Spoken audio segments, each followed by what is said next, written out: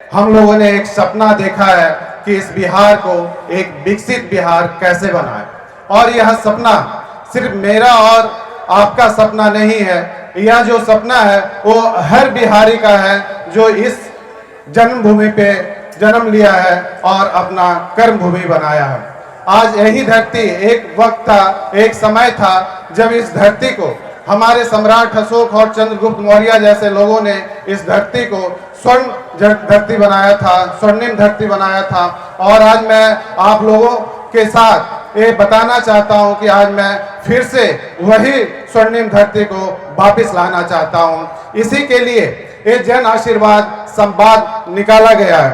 साथियों, इस धरती ने इस देश को एक से एक महान शासक को जन्म दिया। आज इस धरती ने हमारे देश को सम्राट अशोक और चंद्रगुप्त जैसे महान शासक को जन्म दिया, जिन्होंने इस देश को, इस दुनिया को बल्कि तलवारों से नहीं बल्कि न्याय और विचारों से इस देश का नेतृत्व किया और एक सच्चे राजनेता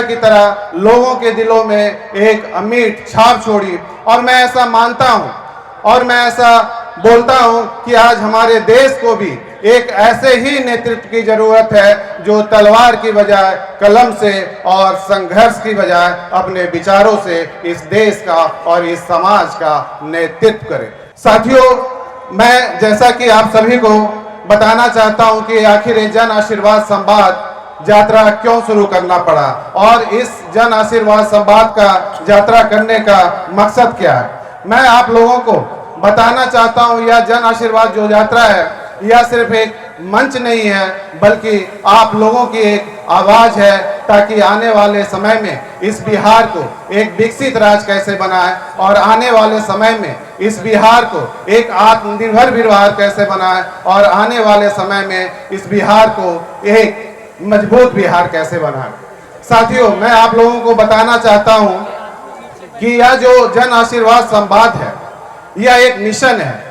इस कार्यक्रम का करने का मकसद यह है कि आज हम लोग जितने भी युवा हैं एक मिशन पे निकले हैं और ये मिशन का मकसद यह है कि आने वाले समय में हम अपने बिहार को हर क्षेत्र में एक मजबूत बिहार कैसे बनाएं, चाहे वो शिक्षा का क्षेत्र हो, चाहे वो स्वास्थ्य का क्षेत्र हो, चाहे वो रोजगार का क्षेत्र हो, चाहे वो व्यवसाय का क्षेत्र हो, चाहे वो लॉ एंड ऑर्डर का क्षेत्र हो, चाहे वो किसानों का क्षेत्र हो, चाहे वो औद्योगिक क्रांति का क्षेत्र हो। तो इसी के लिए जन आशीर्वाद संवाद निकाला गया है, ताकि आने वाले समय में हम बात करते हैं बदलने की। ये हमारा जन आशीर्वाद का जो बात है कि बात बिहार की और बात बदलाव की। तो आखिर ये बदलाव कैसे आएगी? तो सबसे पहले तो हमें जितने भी युवा हैं हर युवा को अपनी सोच को बदलनी होगी, ताकि आने वाले समय में हमारा बिहार एक विकसित बिहार बने। और सोच हम लोग कैसे बदलेंगे ताकि आने वाले समय में हमारा बिहार एक विकसित बिहार कैसे बने? इसके लिए हम लोगों को एकजुट होकर, चाहे किसी भी जाति के हों, चाहे किसी भी समुदाय के हों, चाहे किसी भी धर्म के लोग हों, हम सभी को आज इकट्ठा होने की जरूरत है। और इस जो अभियान है, इस अभियान को एक साथ एकजुट होकर लड़ने की जरूरत है। यह जो मंच है ये सिर्फ एक मंच नहीं है बल्कि आज सभी युवा, सभी लोगों की आवाज है और हर अभियान का, हर लड़ाई का एक नायक होता है। और आज जन आशीर्वाद का जो नायक है वो आप सभी लोग हैं।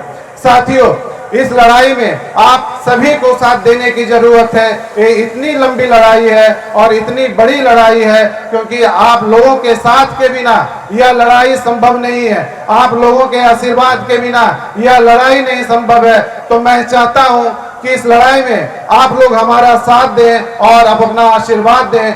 आज आप लोग मेरा इस लड़ाई में साथ देने के लिए तैयार हैं या नहीं है? तैयार देंगे ना? साथ देंगे ना? आप लोग तैयार हैं ना इस लड़ाई में?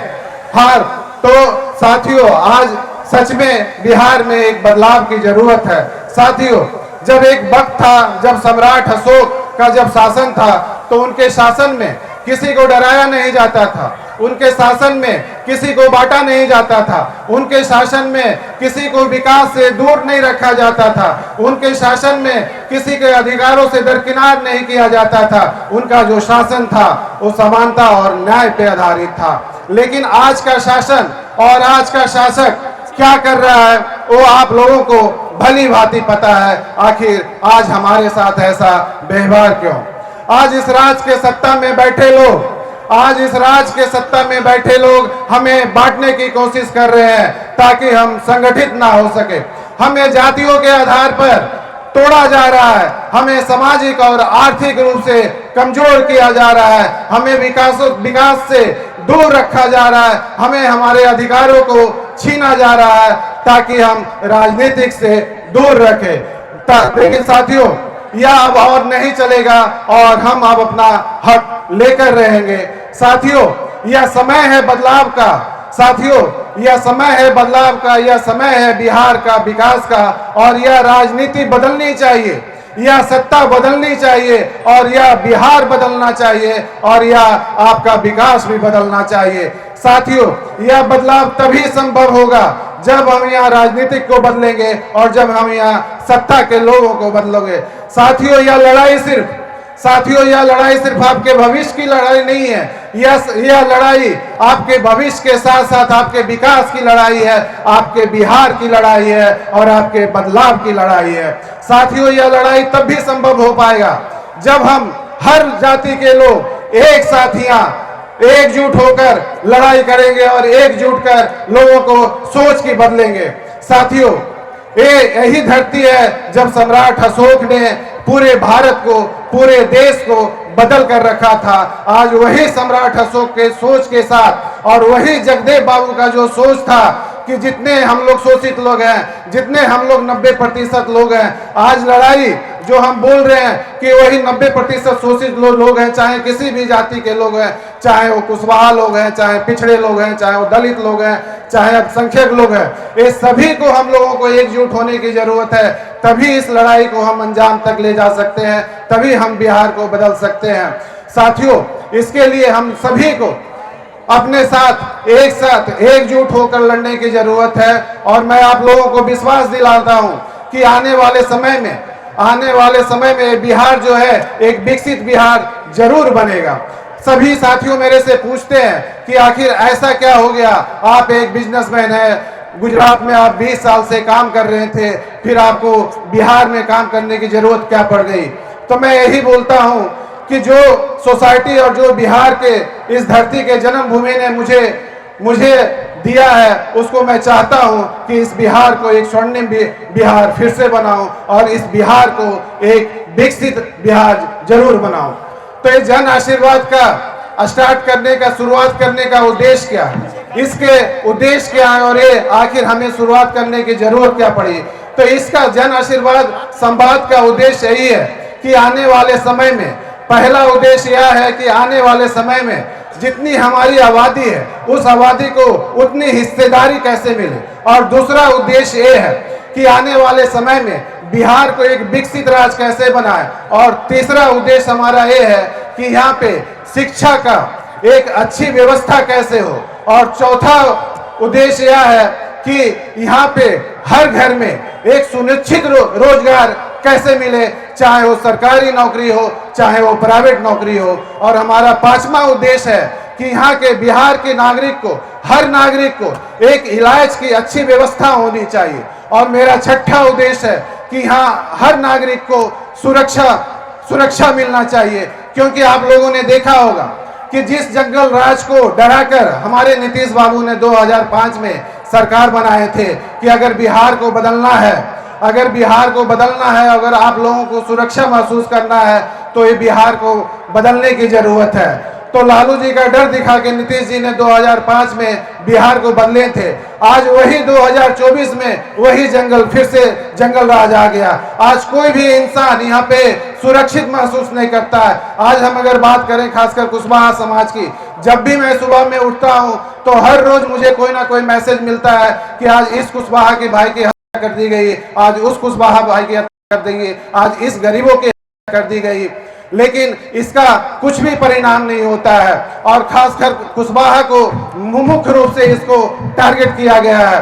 तो मैं यही बोलना चाहता हूं, जो समाज में हमारे नेता बैठे हुए हैं, जो समाज के नाम पे झंडा उठाकर ढो रहे हैं और समाज के नाम पे राजनीति कर रहे हैं, वो अपराधियों को पकड़वाने की तो दूर की बात है, वो पीड़ितों के घर में आंसू पोंछने भी नहीं जाते हैं। तो साथियों, हम लोगों को मजबूत होने की जरूरत है, सभी जातियों को मजबूत होने की जरूरत है। खासकर जो 90% में लोग आते हैं, उन सभी को मजबूत होने की जरूरत है। तभी हमारा बिहार बदलेगा, तभी हमारा बिहार विकास करेगा। हम लोगों को गर्व महसूस होता है, हम लोगों को गर्व महसूस होता है कि जिस समाज ने इस धरती को इतना बड़ा नेतृत्व किया, आज उसी समाज के लोग हम अपने हक के लिए, हम अपने हिस्सेदारी के लिए संघर्ष कर रहे हैं। ये सच में कैसा विरोधाभास है और ये कैसे विडंबना है।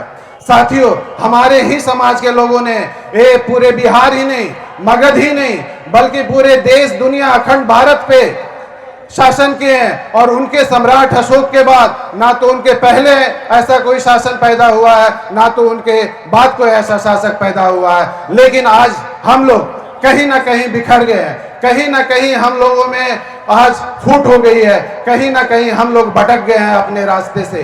तो मैं चाहता हूं कि आने वाले समय में हमारा समाज एक मजबूत और एक सशक्त समाज कैसे बने, और आने वाले समय में हमारा राज्य एक मजबूत और एक आत्मनिर्भर बिहार कैसे बने, और उसी के लिए जन आशीर्वाद यात्रा शुरू किया गया। साथियों, हम लोगों को गर्व है कि हम सम्राट अशोक के वंशज हैं, और साथ ही साथ हम लोग जगदेव बाबू, कर्पूरी ठाकुर और सतीश बाबू के अनुयायी भी हैं। हम लोग ना तो कभी झुकते हैं और ना ही तो हम कभी झुकने वाले हैं। और इस लड़ाई और ये संघर्ष तब तक जारी रहेगा जब तक हमें अपना हक और अपना अधिकार नहीं मिल जाता है। तो साथियों, इस लड़ाई में मैं चाहता हूं कि आप लोग सभी हमारे साथ कदम से कदम मिलाकर चलें, ताकि आने वाले जो 2025 का जो चुनाव है उसमें हम लोग अपनी ताकत दिखाएं और आने वाले समय में हम इस सत्ता को बदलें, इस राजनीति को बदलें। साथियों, आप लोग आज यहाँ पे मेरे बुलाने पर यहाँ आए, मेरे बातों को सुनने आए, मेरे विचारों को समझने के लिए आए। मुझे आप लोगों ने इतना प्यार दिया, इतना सम्मान दिया। इस प्यार और इस सम्मान को मैं जिंदगी भर आप लोगों का मैं आभार व्यक्त करता हूँ, और जिंदगी भर मैं आपका आभार रहूँगा। और मैं आज आप लोगों को विश्वास दिलाता हूँ, आज मैं आप लोगों को विश्वास दिलाता हूँ कि मैं अपने समाज के लिए, अपने दलितों के लिए, अपने गरीबों के लिए, अपने अल्पसंख्यक लोगों के लिए, अपने मजदूरों के लिए, अपने किसानों के लिए मैं इस लड़ाई को आखिरी सांस तक लड़ता रहूंगा, आखिरी सांस तक लड़ता रहूंगा। जय हिंद, जय बिहार, जय खगड़िया, जय सम्राट अशोक, जय जगदेव, जय सतीश बाबू, जय भीम, जय कलाम। शुक्रिया।